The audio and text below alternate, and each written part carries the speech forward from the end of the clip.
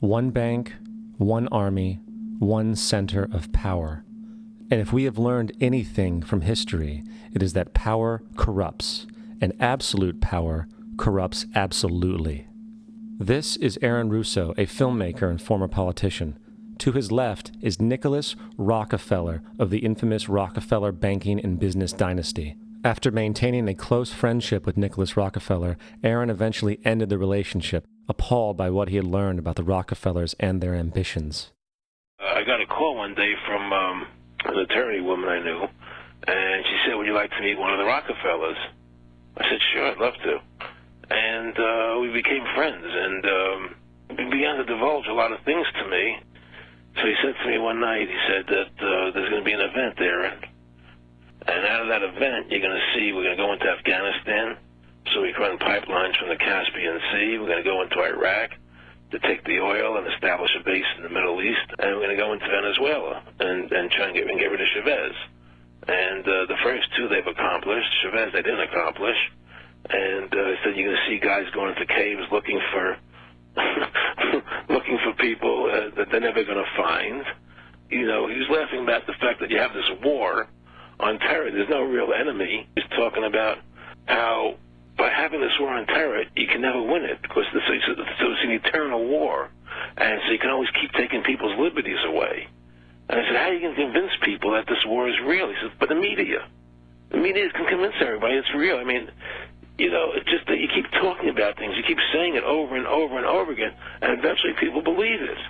You know, you created the Federal Reserve in 1913 through lies. You create 9/11, which is another lie. Through 9/11, then you're fighting a war on terror, and now all of a sudden you go into Iraq, which was another lie, and now they're going to do Iran. You know, and it's all one thing leading to another, leading to another, leading to another. Now, I would say to them, what are you doing this for? What's the point of this thing? You have all the money in the world you ever want. You have all the power. I said, you know, you're hurting people. It's not a good thing. And he would say, what do you care about the people for? Take care of yourself and you take care of your family. And then I said to him, what are the ultimate goals here? He said, the ultimate goal is to get everybody in this world chipped with the RFID chip and have all money be on those chips and everything on those chips. And if anybody wants to protest what we do or violate what we want, we just turn off their chip. That's right, microchipped. In 2005, Congress, under the pretense of immigration control and the so-called war on terrorism, passed the Real ID Act, under which it is projected by May 2008, you will be required to carry around a federal identification card, which includes on it a scannable barcode with your personal information. However, this barcode is only an intermediary step before the card is equipped with a VeriChip RFID tracking module, which will use radio frequencies to track your every move on the planet. If this sounds foreign to you, please note that the RFID tracking chip is already in all new American passports.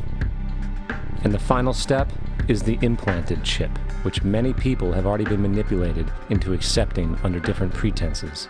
We have a Florida family who are really pioneers in a brave new world. They have volunteered to be the first ever to have microchip identification devices implanted into their body. After 9/11, I was really concerned with the security of my family. I wouldn't mind having something planted permanently in my arm that would identify me. In the end, everybody will be locked into a monitored control grid where every single action you perform is documented. And if you get out of line, they can just turn off your chip, for at that point in time, every single aspect of society will revolve around interactions with the chips. This is the picture that is painted for the future if you open your eyes to see it. A centralized one-world economy where everyone's moves and everyone's transactions are tracked and monitored, all rights removed. The most incredible aspect of all. These totalitarian elements will not be forced upon the people.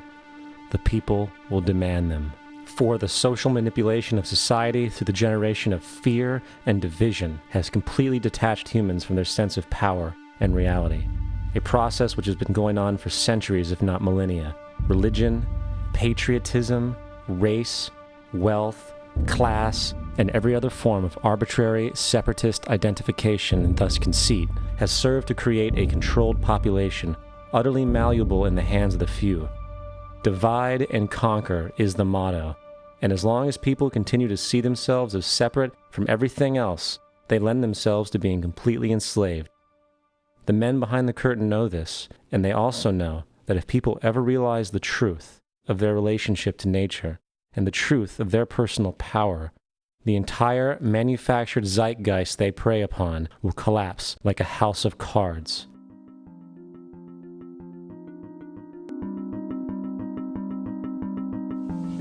The whole system that we live in drills into us that we're powerless, that we're weak, that our society is evil, that it's crime-ridden, etc., and so forth. It's all a big fat lie. We are powerful, beautiful, extraordinary.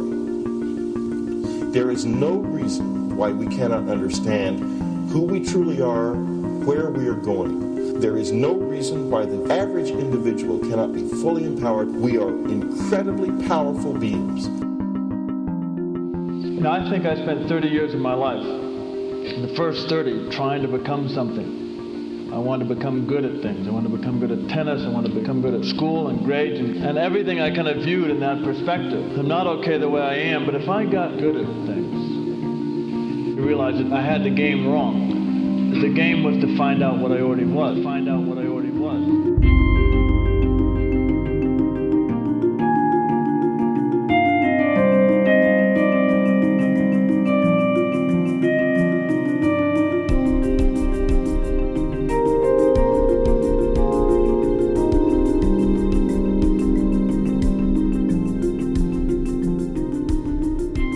Now, in our culture, we've been trained for individual differences to stand out.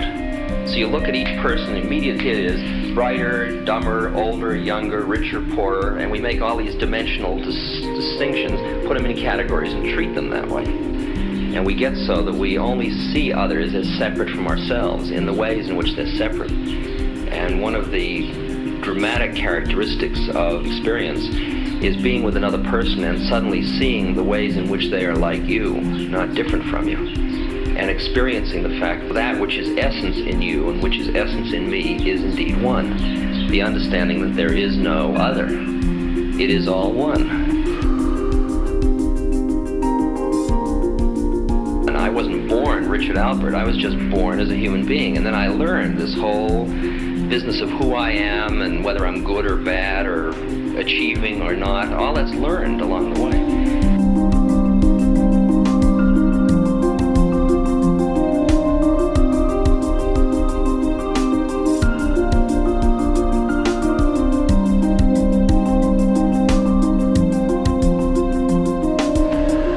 The old appeals to racial, sexual, and religious chauvinism, to rabid nationalist fervor, are beginning not to work.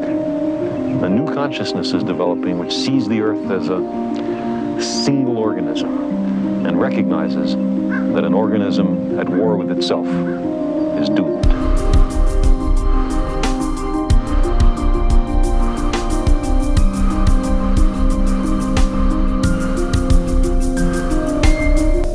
Bill Hicks used to finish his shows with this.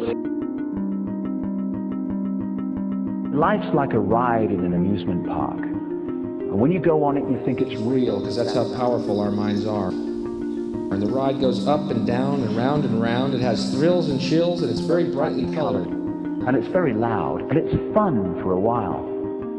Some have been on the ride for a long time, and they begin to question, is this real, or is this just a ride? And other people have remembered, and they come back to us and they say, hey, don't worry.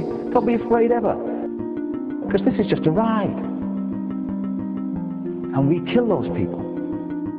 Shut him up. I've got a lot invested in this ride. Shut him up. Look at my furrows of worry. Look at my big bank account. My family. This has to be real. It's just a ride. But we'll kill those good guys who try and tell us that. You ever notice that? And let the demons run amok? But it doesn't matter. Because it's just a ride. And we can change it anytime we want.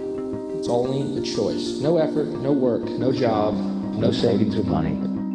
Just a choice right now between fear and love.